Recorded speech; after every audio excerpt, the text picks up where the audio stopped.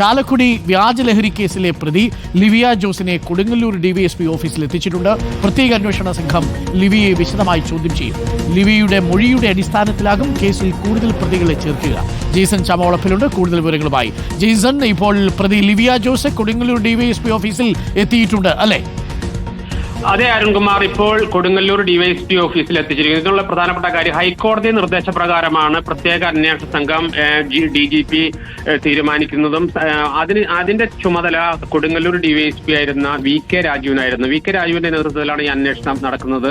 ഈ അന്വേഷണത്തിൽ ആദ്യ ഘട്ടത്തിൽ ഞാൻ കഴിഞ്ഞ വാർത്താ ബുള്ളറ്റിൽ പറഞ്ഞതുപോലെ തന്നെ ആദ്യഘട്ടത്തിൽ നാരായണദാസ് പിടിയിലാകുന്നു. പിന്നീട് ഇപ്പോൾ ലിവിയ പിടിയിലാകുന്നു. ഇവർ രണ്ടുപേരുമാണ്. ലിവിയാണ് ഇതിൽ പ്രധാന പങ്കുവഹിച്ച വ്യക്തി. നമുക്ക് എടുത്തു പറയാൻ കഴിയാവുന്ന ഒരു കാര്യം, ഈ കേസിന്റെ എല്ലാ ചുരുളുകളും അഴിയുമ്പോൾ അതിവിചിത്രമായ കാരണങ്ങൾ കൊണ്ടാണ് ഷീല സണ്ണിയെ ഇത്തരത്തിലൊരു ക്രൂരമായ ഒരു അവസ്ഥയിൽ എത്തിച്ചത് എന്ന് കരുതേണ്ടി വരും. അത്രയേറെ വിഷയങ്ങൾ ഈ കേസിനകത്തുണ്ട് എന്നതാണ്. ഈഗോയും കോംപ്ലക്സും കൊണ്ട് ഉണ്ടായ ഒരു കുറ്റകൃത്യമാണെന്നാണ് പ്രാഥമികമായി പോലീസ് വിലയിരുത്തുന്നത്. അത് സംബന്ധിച്ച് നമുക്കിപ്പോൾ പൂർണ്ണമായും വെളിപ്പെടുത്താൻ കഴിയാത്തത് കൊണ്ടാണ്. യാതൊരു കാര്യമായ ഒരു പ്രശ്നങ്ങളും ഇല്ലാതിരുന്ന വീട്ടിൽ തലേദിവസം രാവിലെ ശനിയാഴ്ച ഒരു വീട്ടിലെത്തി, ഷീല സണ്ണിയുടെ വീട്ടിലെത്തി, ഞായറാഴ്ച രാത്രി മാത്രം മടങ്ങിപ്പോയ ലിവിയ അതിനിടയിൽ ഷീല സണ്ണിയുടെ സ്കൂട്ടറിൽ ലഹരി മരുന്ന് എന്ന രീതിയിൽ ഒരു പൊതി വെക്കണമെങ്കിൽ അത് യാതൊരു പ്രശ്നങ്ങളും ഇല്ലാത്തൊരു വീട്ടിൽ എന്തുകൊണ്ട് അത് സംഭവിച്ചു എന്നതാണ് ഏറ്റവും വിചിത്രവും രസകരവുമായ കാര്യം.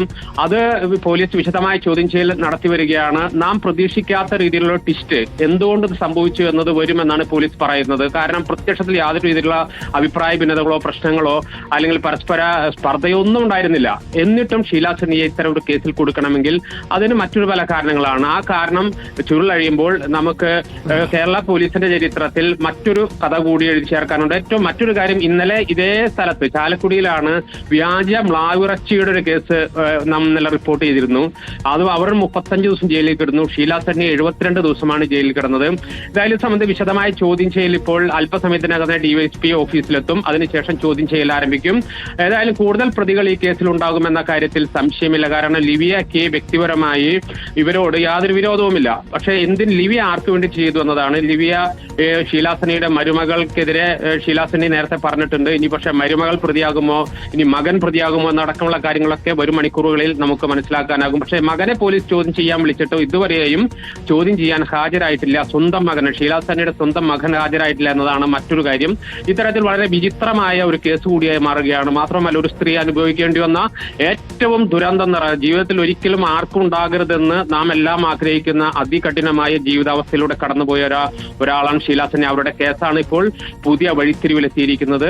ഏതായാലും വരും മണിക്കൂറുകളിൽ എന്തിനാണ് ഇവർ ചെയ്തതെന്ന കഥ പുറത്തു വരുമെന്ന കാര്യത്തിൽ സംശയമില്ല അരുൺകുമാർ.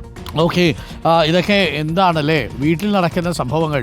ഏതെങ്കിലും തരത്തിൽ ചെറിയ ചെറിയ വൈരാഗ്യങ്ങളും ചെറിയ ചെറിയ പിണക്കങ്ങളും ഒക്കെ ഉണ്ടെങ്കിൽ അത് വീട്ടിൽ വെച്ച് പറഞ്ഞു തീർക്കാനുള്ളതിന് ഇതേപോലെ ക്രൂരത കാണിച്ചു കഴിഞ്ഞാൽ ഇതേപോലെ ജയിലിൽ പോയി കിടക്കേണ്ടി വരും എന്നുള്ളതാണ്. അല്ലെങ്കിൽ വല്ല കാര്യമുണ്ടോ? സുഖമായിട്ട് ലിവിയയ്ക്ക് കാനഡയിൽ പോകേണ്ട ലിവിയ ഇപ്പോൾ ഇരിക്കുന്നത് കൊടുങ്ങല്ലൂർ DYSP ഓഫീസിലാണ്. തീർച്ചയായിട്ടും അതിനകത്ത് നേരത്തെ ആ പ്രതിയെ പിടിച്ചതുപോലെ കൂട്ടുപ്രതിയാക്കി ചേർക്കപ്പെടുമെന്നുള്ള കാര്യത്തിൽ സംശയമൊന്നുമില്ല. കൂടുതൽ കാര്യങ്ങൾ ഇനി ലിവിയാണ് വെളിപ്പെടുത്തേണ്ടത്. എന്തായിരുന്നു ഷീല സണ്ണിയോട് ഇത്ര വലിയ തീർത്താൽ തീരാത്ത വിരോധം? അതിനുമുള്ളിൽ വ്യാജ ലഹരി കേസിലേക്ക് കുടുക്കി ഇവരെ അകത്തിടാൻ വേണ്ടിയിട്ടുള്ള ആ മനസ്സുണ്ടല്ലോ, അതെന്തായിരിക്കും എന്നുള്ളതാണ് ഇനി പുറത്തു വരേണ്ടത്. കാത്തിരിക്കാം. ലിവിയ പറയുന്നത് കൂടി പോലീസ് കേൾക്കട്ടെ.